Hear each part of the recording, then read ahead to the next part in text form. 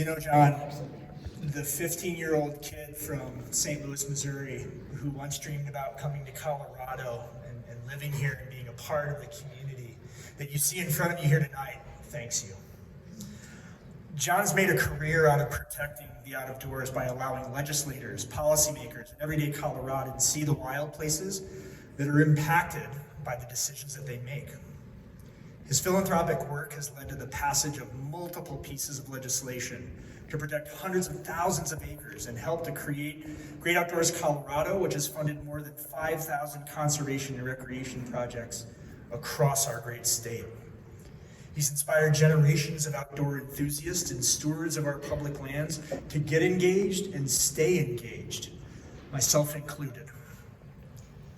His photography has been featured in more than 50 books, including the 1870 to 2000 series, which are Colorado's best-selling books of all times. These books have ended up in the halls of Congress and in Senate offices, all through our nation's capital, as a shining example of what defines the best of what we are as a state and who we are as Coloradans. I could stand up here and go over his accomplishments in this space forever, but I'm keenly aware that I'm standing between you and hearing from the man himself, so allow me a few more brief moments. My former boss, then governor, now Senator Hickenlooper, couldn't be with us tonight, but he asked me to share what I think we all feel here tonight, an immense sense of gratitude and inspiration for what you've done for us. Senator Hickenlooper speaks often of topophilia, which translates to an intense love of place. He knows that the people who feel this intense love for Colorado are special. They carry the legacy of who we are, embodied in the belief of what's to come. We carry this hope, John, because of you.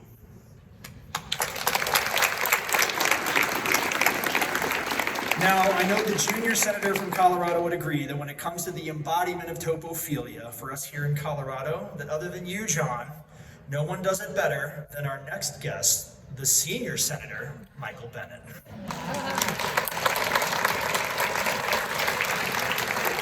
Just this past summer, I sat under the Colorado sunshine and watched as President Biden created the Camp Hale Continental Divide National Monument. And there by his side, the man who shepherded this process through was Senator Bennet. I don't know about any of you, but I sleep better knowing the senator, for all the other goals and metrics that we give him, remains laser focused on the promotion and protection of our wild spaces. Ladies and gentlemen, Senator Michael Bennet.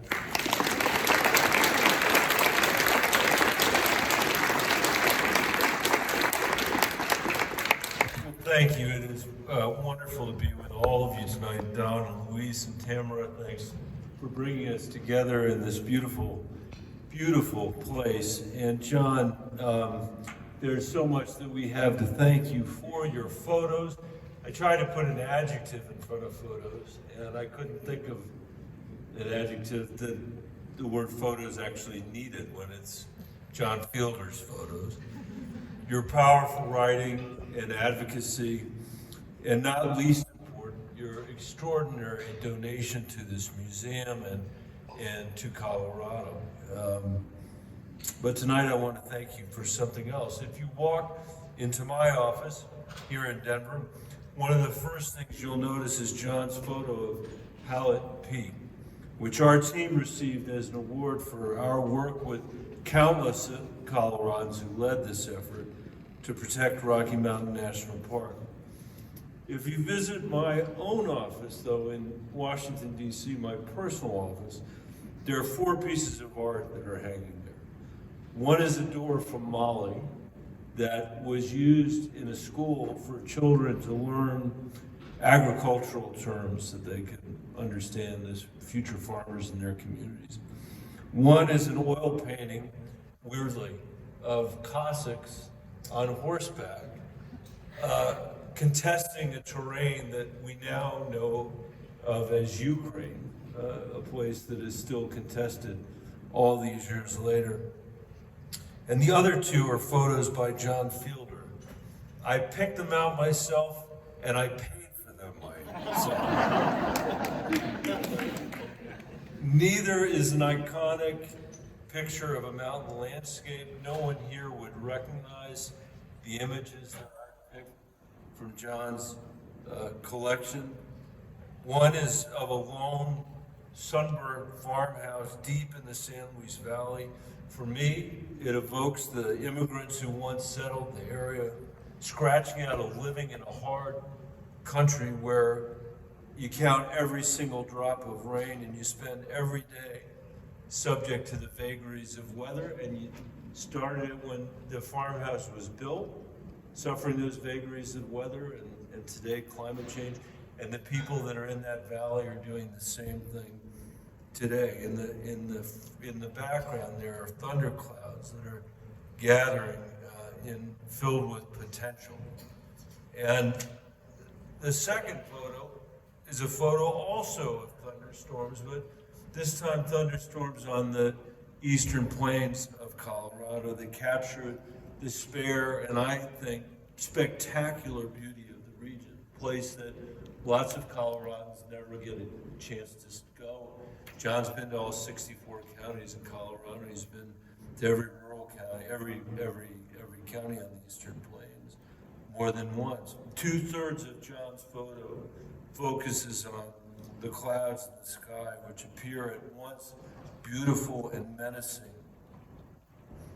I bought the photo again because of, again, the potential energy that you can see in the clouds as the thunderstorm is coming across the eastern plains, and then also the reminder of the blessing of rain, even when it comes in a format or in an amount that can be hard for farmers to handle.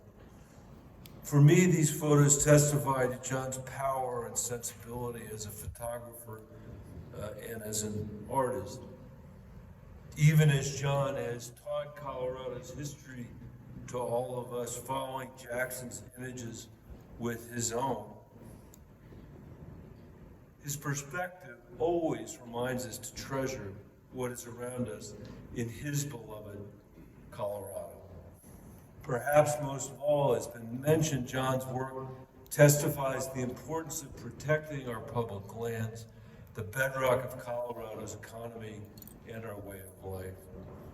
And in the end, I think, John's photos are not only works of art, but calls to action, to protect our iconic landscapes, to answer the threat of climate change and invest in our forest waterways and wild places, to pass bills like the CORE Act to expand protection for areas like the Continental Divide, which John has spent years photographing and fighting to preserve, and to turn over an even stronger legacy of public lands to the next generation so they can enjoy the same opportunities for adventure, escape, and wonder that we have, that John has. And my hope is that someday, when our kids and grandkids come to this museum and see John's photos on display, they'll look at them with pride, not sadness or nostalgia, because we will have answered his call, his important call, and done our part to honor his vision for our state. Thanks for having me tonight.